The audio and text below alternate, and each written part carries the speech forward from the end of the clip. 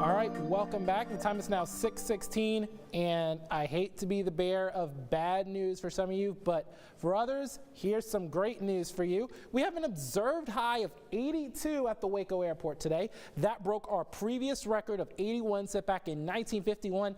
Man, it has been a month full of record highs falling because we're going to be in this warm, dry pattern overall throughout all of winter. Because of the La Nina pattern, there is going to be a slight blip as we head through the latter part of the weekend, though, and we'll tell you about that in just a little bit. But right now, we're going to be seeing lows getting down to those upper 50s in some of our far western zones along US 281. But then as you head east of the 35 quarter, we're going to be looking at those lower to mid 60s. Now, we have that moisture coming on in, just a light southerly breeze and mostly clear skies besides the cloud cover could start off with a little bit of fog. So you want to make sure you slow down as well as use those low beam headlights, and make sure that you are using extra distance between cars as well. We are looking at temperatures in those upper 70s to low 80s once that fog does mix out, but there is a slight chance of a few isolated showers, maybe even a thunderstorm north of that US 84 quarter, places like Meridian, Hamilton, as well as maybe the west area up toward Hillsborough and back toward Mejia and Corsicana.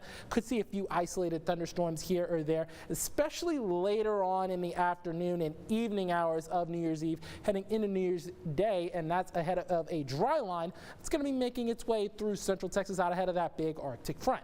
As a result of all of that, I'm going to give that an 8 on that Jordan meter because of all those factors that we just talked about. And as we go through that temperature setup, by the time we get to around Friday, there you see that warm air still solidly in place. And as we introduce that front, as we head through the first hour of 2022, there you see it. It's going to be making its way closer to central Texas by the time we get to the lunchtime hour on your New Year's Day. And then by the time we get to the overnight hours, that's when those temperatures really start to take that tumble down to those 20s for those lows on your Sunday morning before we get to those mid 40s. So it's going to be a very chilly day on your Sunday, but then temperatures should start to improve as we head through the beginning portions of next week. But look at Sunday's wind chill. Yes, we're going to start off in those upper 20s, but it's going to feel much colder than that. We're going to be seeing wind chills probably in those lower teens. Some areas might not even get above those single digits in terms of wind chills. We will have a little bit more coming up in sports right after this break from New Orleans.